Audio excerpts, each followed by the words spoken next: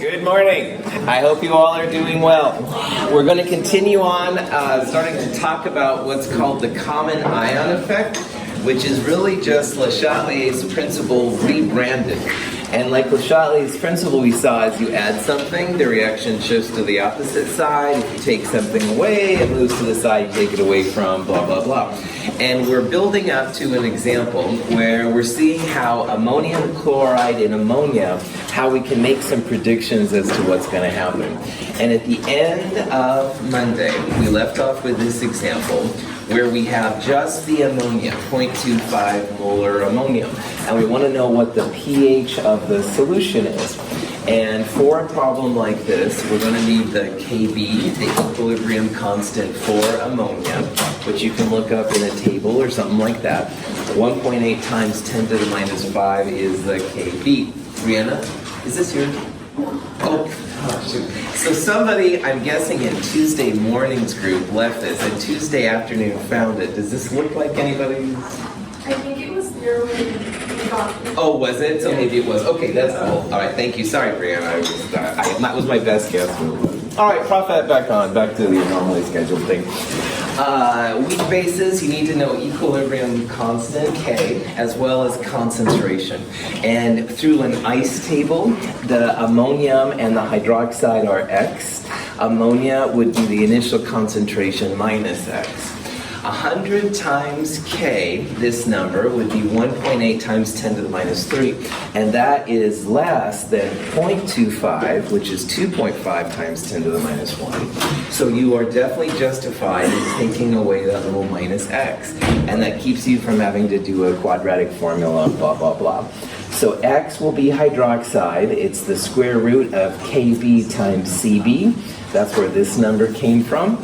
POH would be minus log of hydroxide, and then pH would be 14 minus POH, 11.33. And at the end of Monday, I talked about how, wow, it might be a lot better to just use 14 plus log square root Kb times Cb, because instead of going through an ice table and blah, blah, blah, you can automatically then tell if 100 times K is less than C. If it is, you can use this. If it isn't, you have to go back to the quadratic.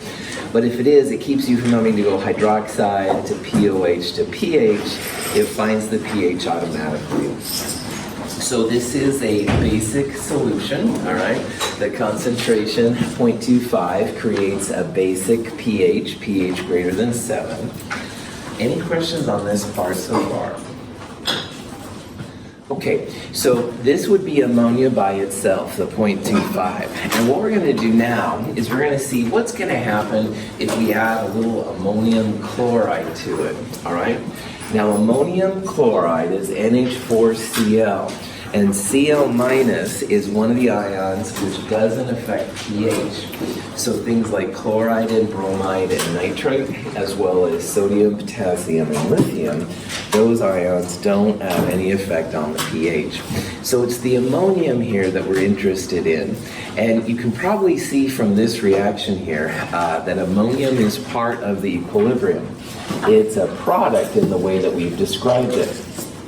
So I'm going to talk about several ways to interpret the results we're going to get from this problem.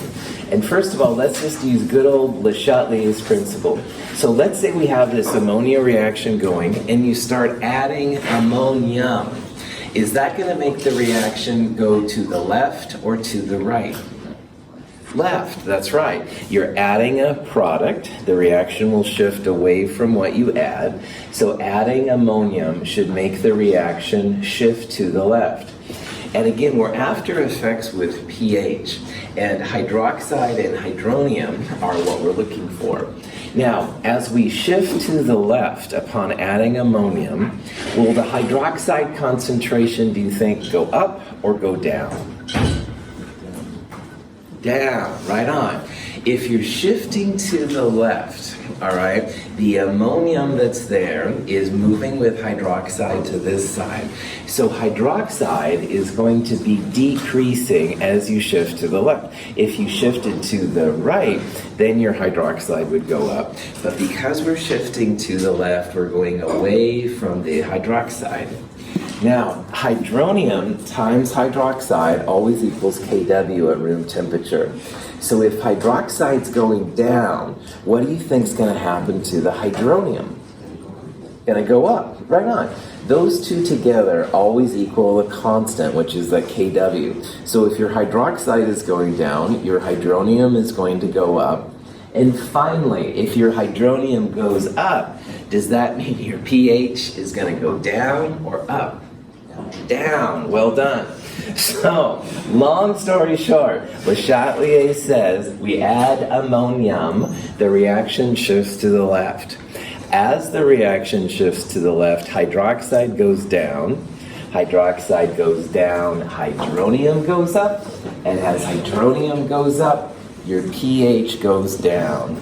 So the previous number, 11.33, I've already forgotten what I had for breakfast, so I can't remember that number either, but whatever number it was, we should see a shift to a more acidic pH. All right, it's going to get more acidic. So Le Chatelier's principle is one way to tackle these problems and make sure you understand. But let's just do an even simpler way. If you add an acid to water or anything, do you think your pH is going to go up or down? Down, right on. And ammonium is an acid, all right? Ammonia is the weak base. Ammonium is the conjugate acid. Another way to think about it is we're adding acid, all right? And that's going to make your pH go down. It may be a little bit, it may be a lot, we don't know that, but we would predict that the pH would decrease and stuff after that point. So we're going to make then some suggestions here as to how to interpret our data. We're going to go through the calculations. We're adding an acid, all right? Ammonium is the conjugate acid. Who knows how much, who knows how strong, but it's an acid. An acid should make this reaction move to the left, makes hydroxide go down, it makes hydronium go up, and your pH goes down. But on the other hand, it is an acid. That should make the pH more acidic. Questions on any of that? Okay, so as you add ammonium chloride, it's the ammonium here which is the active part, all right? The ammonium is an acid. We expect that pH to go down, and we can totally see if this is going to be the case or not. We'll set up another ice table like we did before. Before we had 0.25 molar ammonia, and it went down to 0.25 minus X. Now, hydroxide initially is 0, and in equilibrium, you have to have non-zero positive numbers for everything, all right? So if this is 0, that means that these two have to go up. You have to make some hydroxide. But this case, we already have some ammonium. It's 0.10. So the ammonium is going to go up by X, and the hydroxide will go up by X. So these are our new equilibrium values, all right? The ammonia and the hydroxide are the same, but now the ammonium has this 0.010 plus X term in it. You can set these equal to the to the K value, 1.8 times 10 to the minus 5. And now instead of X squared up here, we have X times 0.01 plus X. And in the bottom, you have 0.25 minus X. And once again, this is another quadratic formula, all right? You're going to have an X squared plus 0.1X. You'll have these things over there. You can combine, blah, blah, blah. However, if before subtracting X was small, all right, and remember that X is hydroxide here. If subtracting X was small before, and we just predicted that hydroxide will decrease upon adding a product, our new X number here, which is showing up 3 different places, our new X will be even smaller than it was before. So if we were okay pulling this minus X out with the ammonium, we're going to have even less hydroxide.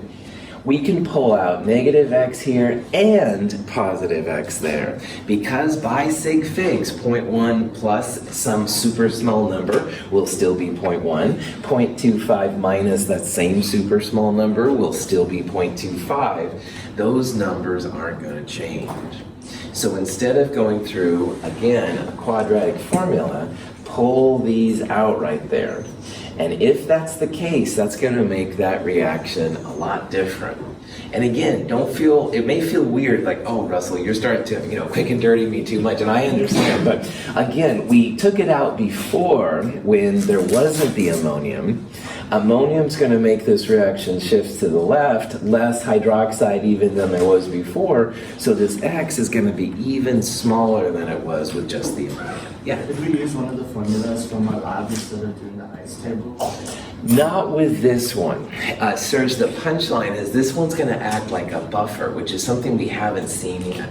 Now, some of your, if you had lab yesterday or when you have lab today, some of the pre-equivalence regions are like the buffer equations. But if you think about them, you could use them, but this one's a little bit different. So we're building up to have that kind of conversation. Good.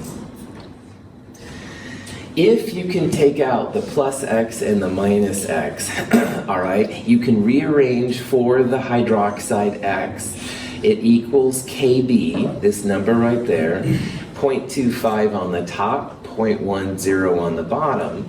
So X, the hydroxide, 4.5 times 10 to the minus 5. You're basically taking Kb and multiplying by 0.25 and dividing by 0.10. And again, at this point, I would go back and make sure that these x's really are that small. So this one, 0.10 minus this number, this is very, very small relative to this one. That will still be 0.10, and this one would still be 0.25. So the hydroxide now, 4.5, 10 to the minus 5. POH would be minus log of that number, 4.35. And then pH, 9.65. And at this point, it's a good thing to think about the effect of the ammonium. So at the beginning today, we saw how pure ammonia at the concentration was 11.33. Adding ammonium changed it down to 9.65. And again, ammonium is an acid. It made the pH drop, become more acidic.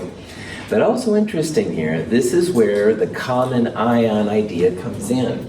Ammonium, we're adding ammonium to an equilibrium which you can think about as already pre-existing. So it's an ion common to this equilibrium. The ammonium adds in here, and we can use Le Chatelier's to figure it out. So if you hear about common ion effect, they're talking about adding something to an equilibrium like which is already established. And usually what you're adding will make the reaction shift to the opposite side. All of the Le Chatelier's principal things like still apply. Any questions on that? Okay. This goes up to what I mentioned with Serge earlier, in that you can have a weak base and its conjugate acid, like ammonia and ammonium, exist simultaneously. Now you could never do that with a strong acid, strong base, but weak acids and weak bases do coexist. And a buffer is really nothing more than a weak base with its conjugate acid, or a weak acid with its conjugate base. And when you have this interesting duality, these conjugates, which are very equal, reactant favored K is very low reactivity, you actually are going to see that solutions resist changes to pH very well. And buffers are really important for us as humans. Our bodies are filled with different buffers to help the bioprocesses and stuff go through. So we're going to start talking about buffers. Buffers really are nothing more than Le Chatelier's principle on one level. But what the buffer does is it just keeps the pH changes from just going crazy. And we'll talk about what this means. So instead of maybe having a pH jump of like 3 units, you might have only 0.1 pH change. And if you have a sensitive system like in our body, that might be the difference between life and death.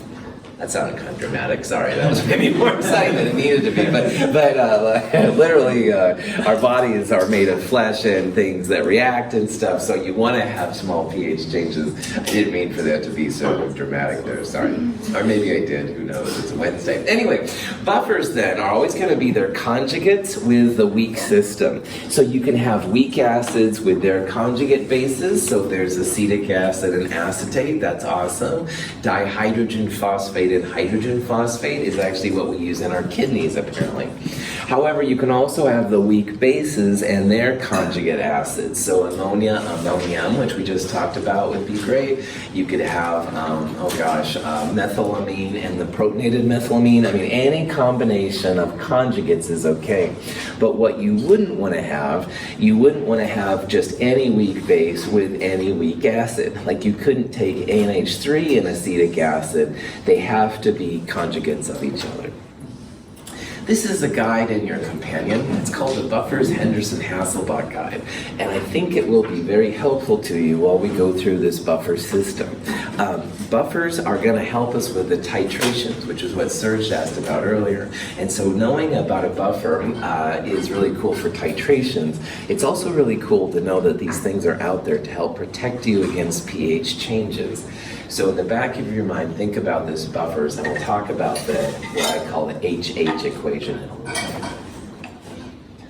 Okay, so here's a question that you might see. Which of these combinations would make a good buffer? All right, and you can see a bunch of different things here. The punchline here is that you want to have a weak acid with its conjugate base or a weak base with its conjugate acid. Is HNO3, is that a strong acid or a weak acid? Strong, all right? Again, those 5 strong acids are going to be really helpful to you. Nitric acid and hydrochloric acid are both strong acids. No strong acids or strong bases make any buffers. Nitric acid and nitrate are conjugates, all right? They're related by an H+. However, HNO3 and HCl are just way too strong, too product favored. Same thing for strong bases, no strong bases. Now, when you get down to these two right here, remember that conjugates are related by an H+. So NH3's conjugate would be NH4+, all right? This is an interesting species, but it's not NH4+. This would not be a conjugate system, all right? Conjugates are literally related by H+. However, this compound, acetic acid, if it loses an H+, it becomes CH3CO2-, which is acetate. When you're taking this out of a bottle, you have to complex it with some kind of ion. Sodium acetate is very common. Remember, sodium doesn't affect pH. So if you look at these two right here, they are conjugates of each other. That would be a good buffer system. The sodium floats off and is essentially boring. Acetic acid and acetate are the conjugates. Don't worry about the molarities, the concentrations. We'll talk about how that affects it later. Any questions on that? Here's 2 examples of what happens when you add hydrochloric acid to different things, and the effect can be pretty dramatic if you don't have a buffer. The pH of a beaker of ordinary tap water is 6.29. Slightly acidic because small amounts of carbon dioxide are dissolved in it. When we add a 0.1 molar solution of hydrochloric acid to the beaker, the water shows a large change in pH. Water is not a buffered solution. So again, notice how pH jumped pretty dramatically by adding not a very large amount of HCl. The water was a little bit acidic. Carbon dioxide reacts with water to make carbonic acid. And so a lot of times tap water is a little bit acidic. It was like 6.2, 6.3. But regardless, after adding the HCl, it jumped down to 1.8. And that wasn't like a large amount of HCl either.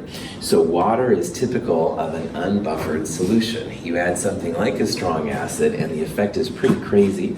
Now down here, we're going to show the same kind of thing, and it looks like we have just water in the beaker, but this is different now. This is going to be a buffered system. It's a conjugate with its initial species. I think it's dihydrogen phosphate and phosphate, but they'll tell you.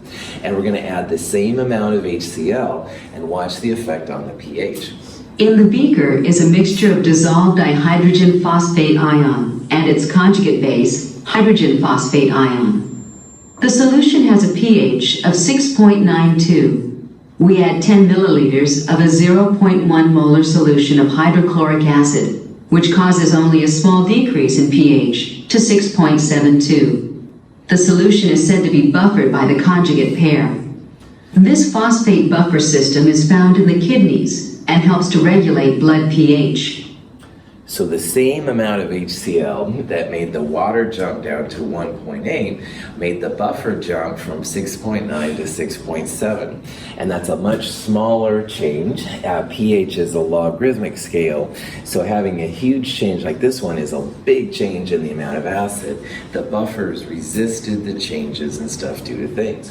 Now, a couple of things about buffers. First of all, the pH change relative to pure water will always be a lot less. However, adding acid to anything should make your pH go down. And even in a buffer like this one, the effect is still there. It may be really small or it may be large, but there will still be an effect upon adding acid. It's just that the magnitude of the change is much less than if you had pure water. So we'll actually use pH meters next week in lab. So woo-hoo. Anyway. So let's consider acetic acid and acetate, all right? Acetic acid and acetate is a conjugate system. It's a weak acid with its conjugate base acetate. And the weak acid is going to attack basic systems that come into contact with the buffered system. So it's like all of a sudden these guys are happy coexisting, a bunch of base comes in, and the acetic acid attacks it. Now, acetate plus water makes acetic acid and hydroxide. This is the Kb expression for acetate, and it's pretty small, 5.6 times 10 to the minus 10th. Now, why I'm showing that is because if you think about this long enough, hydroxide is the active ingredient in the strong bases, sodium, lithium, potassium hydroxide. And if we wanted to figure out how well it reacted with acetic acid, you could reverse this reaction. So instead of having acetic acid and hydroxide as products, you would write it as acetic acid and hydroxide as reactants. What do you do to the K value if you flip the reaction? Inverse 1 over. That's right, you take 1 over that value. So if you rewrite this equation as acetic acid and hydroxide making acetate and water, the K value, which is the reverse of the old K, 1 over that 10 to the minus 10th, 1.8 times 10 to the 9th. And why scientists like talking about this then is it's kind of a reason why in a buffer, all right, where you have both acetic acid and acetate, if hydroxide is entered in, you enter into a very product-favored reaction. That means that these guys are going to happen. So the acetic acid is like activated, it neutralizes the hydroxide, and it makes acetate and water in the process. Now, notice that for every mole of hydroxide that gets put in, you're going to lower your weak acid by the same amount by a mole. And in the process, you're going to make more conjugate base. So if you had a mole of each of those, they would in theory wipe themselves out because this K is so large. And you'd end up now with extra acetate. Is acetate, again, an acid or a base? It's a base, all right? It's the conjugate base of acetic acid. So by adding hydroxide, which would spike your pH up a lot because it's a strong base, you actually just end up making more weak base. So your pH will go up, it's just that it's nowhere near as drastic as if you added the sodium hydroxide directly. So buffers are really interesting. They take the edge off adding a straight base or a straight acid to your system.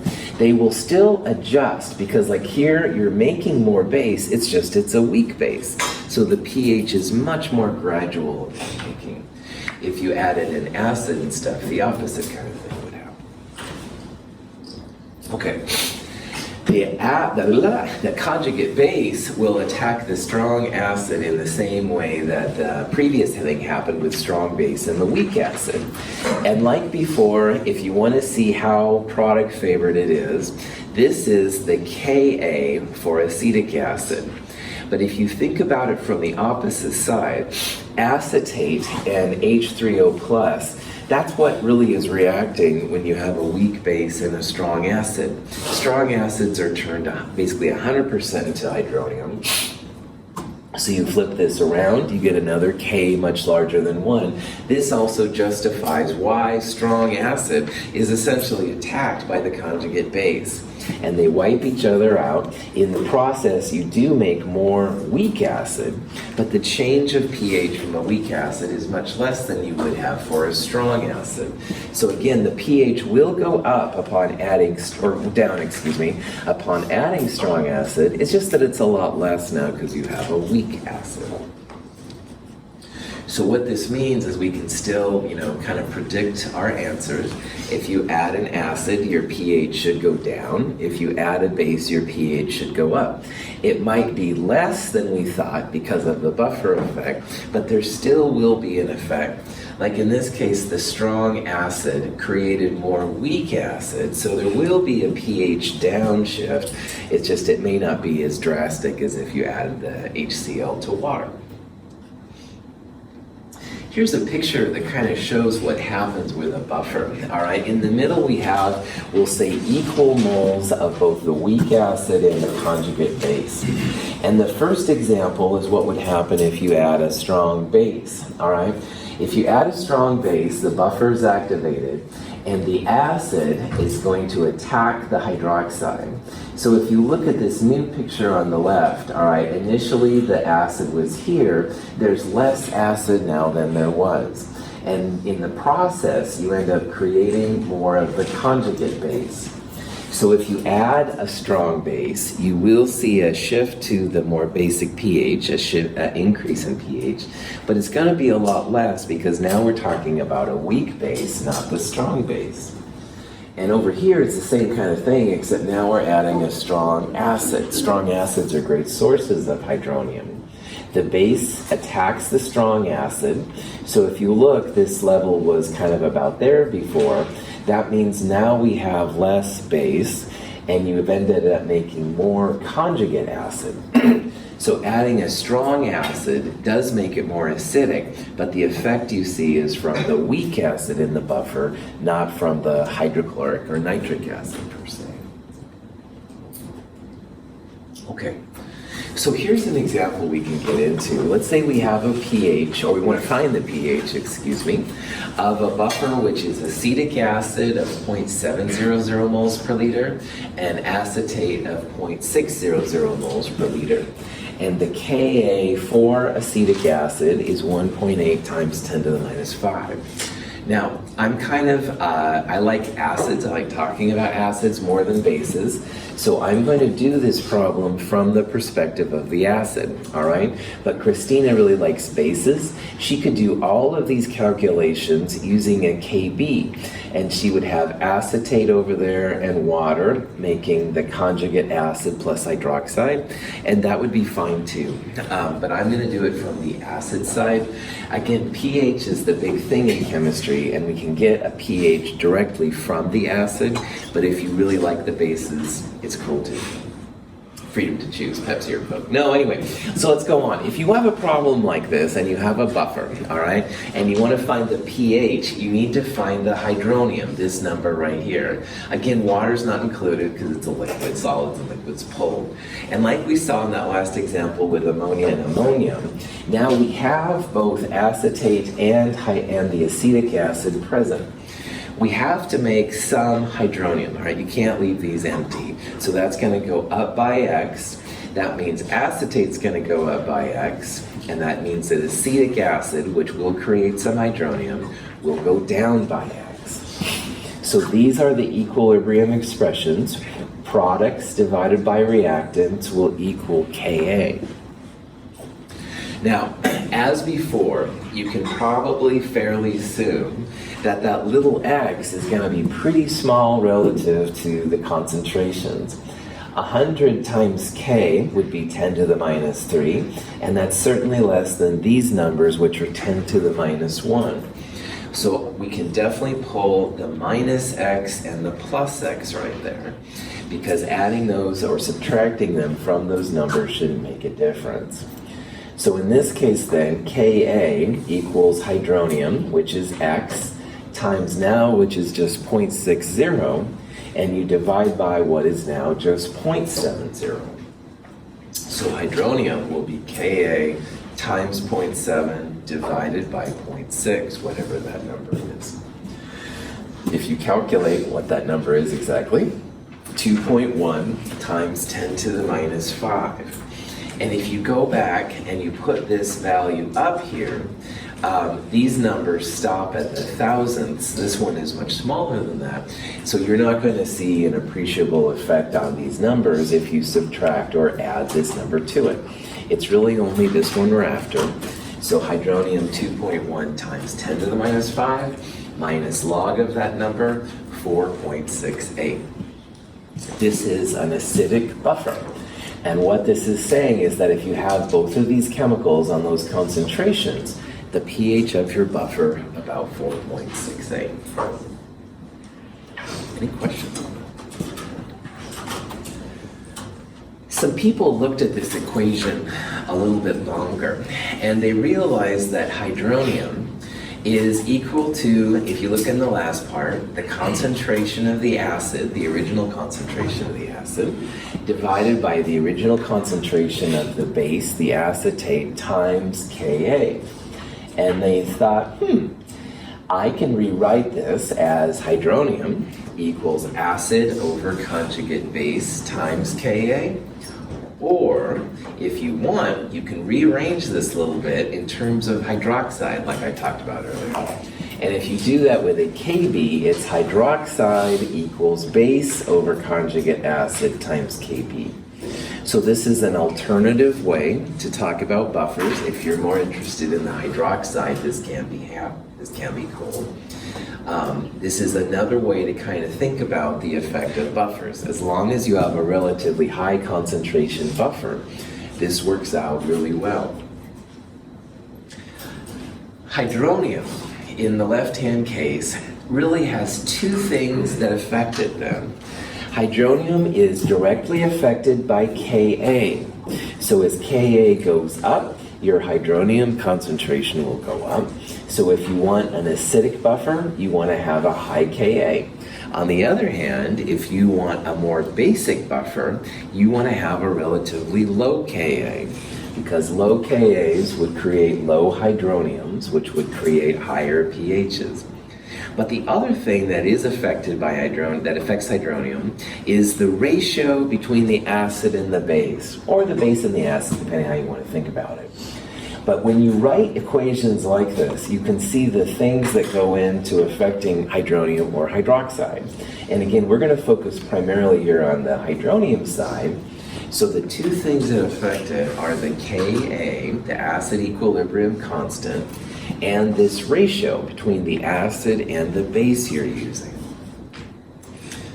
Oh, that's really interesting, Russell. When are we going to get to something cool? Oh, you want something cool? All right. Henderson-Hasselbalch is my favorite equation of all Chem 221 and 223. And these two dudes sat down and looked at that ratio and thought, I wonder what would happen if we take negative log of both sides. Now, negative log of hydronium is pH, all right? We've been through that one before. Negative log of this stuff, you can actually break up into two pieces. This is the joy of logarithms. So it becomes negative log of Ka plus, essentially, negative log acid over base. So negative log Ka is pKa. All right, and again, if you saw problem set 2 yesterday or when we saw it today, pKa is just minus log of the Ka, all right? And what these guys did is they readjusted this part right here, because nobody likes to think with negatives usually. So another thing you can do with logarithm is if you flip the numerator and denominator, put the base on the top and the acid on the bottom, you change the sign right there. So this thing right here, pH equals pKa plus log base over acid, is a freaking awesome equation.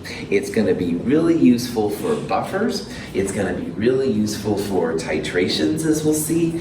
Lots of different things that you can see. Also, it shows that if you have a buffer, all right, the two things that go into the buffer that affect pH are going to be, again, the Ka or pKa, and it's also going to be the ratio between the base and the acid. So if you want to make a buffer with a pH of 7, all right, if you start with a pKa that's close to 7, that'll get you pretty close to the desired buffer part, and then you can fine-tune this base-acid ratio to get it right where you want. If this number isn't as big as this number, you need to make it more basic, so you'll add extra base relative to acid. On the other hand, if this number is too big relative to the pH you want, it means you've got to add more acid. So you'll add more acid to make the pKa and this combination go to pH.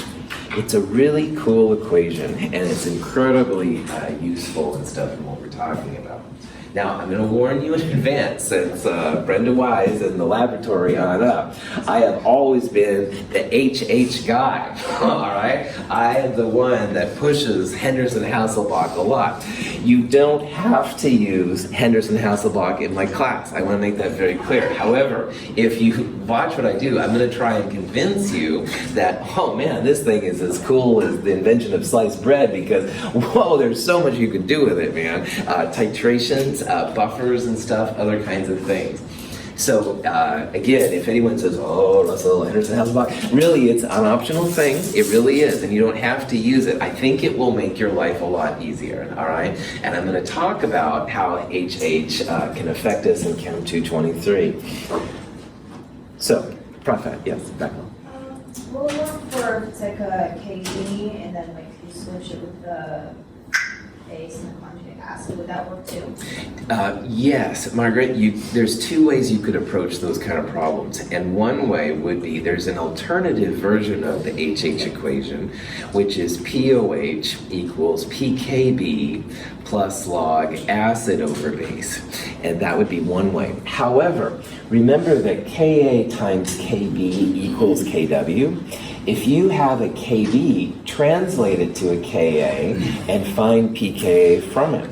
And then you can directly solve for the pH of your system using that. So even if you have a basic system, because of the relationship between Ka and Kb, or pKa and pKb, you can still use this equation too. And I find it easier to just use like one equation all the time, but there's nothing wrong with doing POH equals PKB. The buffers in Henderson-Hasselbalch little handout in your companion talks more about that alternative, and honestly, that's a cool way to do it too. All right, so this crazy HH equation, Henderson-Hasselbalch, again directly shows how if you have a buffer, all right, there's going to be two things that affect your pH. The pKa, which again, pKa is minus log of the Ka value, and it's also affected by the ratio of the base to the acid. If you want your pH more basic, add more base relative to acid. On the other hand, if you want your pH to be more acidic than you have, add extra acid relative to the base. It's the ratio of the moles which is important. Now you want to try and get pH as close to your pKa as possible, but after that you can kind of like fine-tune that number of moles to get it good. But another interesting thing, and one reason why I love HH, and I think you will too, is that this right here is a ratio, all right? And anything in square brackets right now is moles per liter. So that would be moles per liter over moles per liter. But buffers are always in one pot, one beaker, one test tube, whatever, all right? The volume is going to be the same for both of them.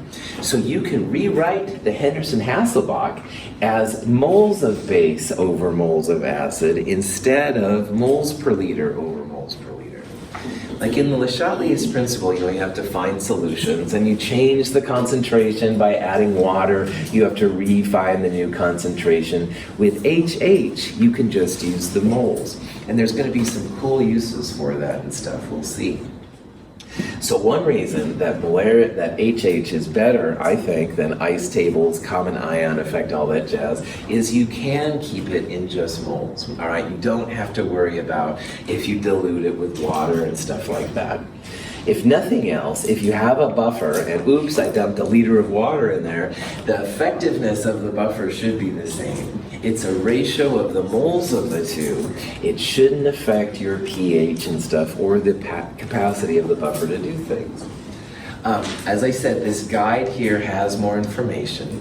You don't have to use HH if you don't want to, I promise. However, instead of going, I bring this up because there used to be someone who taught chemistry here, and no names mentioned. But anyway, they were not the HH person, shall we say. And they were like, oh, you gotta have full ice tables and stuff. And this was before even TI-89 solve buttons, all right? And I was like, what the heck? Anyway, Prof. Add-ons kind of like, I'm getting it better through therapy. I'm getting over these problems. But anyway, you can see and stuff the kind of things. I'm trying to make it easier for you. And because of this moles over moles or moles per liter over moles per liter, it can make your life a little bit easier. Okay. Here's a possible question. Let's say that you want to make a buffer, all right? It has acetic acid and acetate. And again, in a buffer, you have to have a weak acid with its conjugate base or vice versa, all right? If you have acetic acid, you will need the pKa of that value.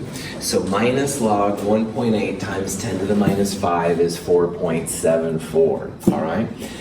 So if you have equal base and acid moles, you would mathematically go log of 1. Does anybody know what log of 1 equals?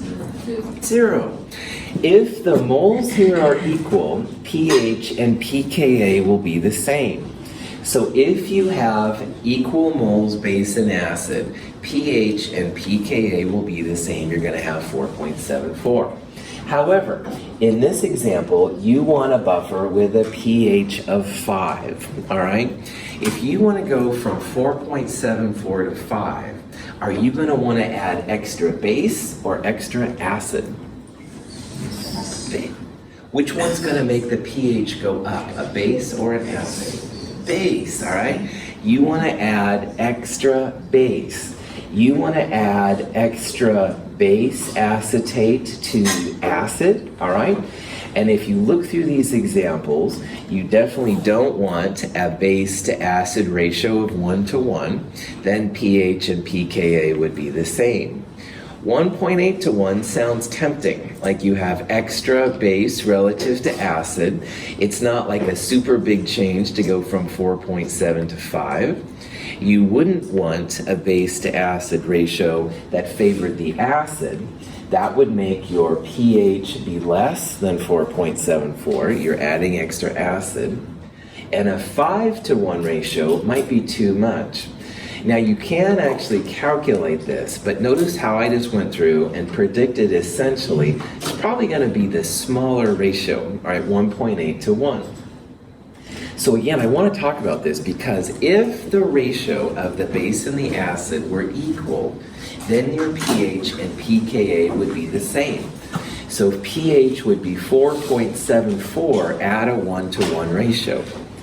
So to go from 4.74, the pKa, to the 5 value, you have to add more base. Base makes your pH go up, all right? Acid makes the pH go down. Now what you can do is what we did right here.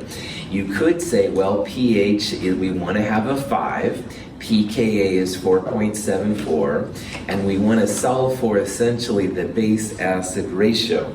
So 5 equals 4.74 plus log of this thing. So 5 minus 4.74 is 0.26. To get rid of the log, you go the anti-log, so you go 10 to the power of 0.26. That's where this 1.8 ratio exactly came from. So what this means is that for every 1 mole of acid, acetic acid, you'd want to make sure you have 1.8 moles of your acetate. More acetate relative to the acid. Questions? So, going back to an example we kind of looked a little bit earlier, if you add a milliliter of 1 molar HCl to water, it might be nice to see what the pH change. And we'll assume that our pH was exactly 7.00. On the other hand, let's add the same 1 milliliter of 1 molar HCl to a buffer that we talked about earlier, the acetic acid acetate buffer. And we calculated that the pH of that buffer was going to be 4.68. So we're adding a milliliter of HCl to water and a milliliter of HCl to this buffer. If you wanted to do the first case, you'd have to find the new concentration of hydronium, all right? And so what I would use here is an M1V1 equals M2V2. You're starting with a milliliter of 1 mole per liter HCl. We're diluting it to a liter plus a milliliter, or 1,001 milliliters. And you'd want to solve for the new concentration of your hydronium, M2. That comes out to be that number, minus log of that number would give you pH 3.00.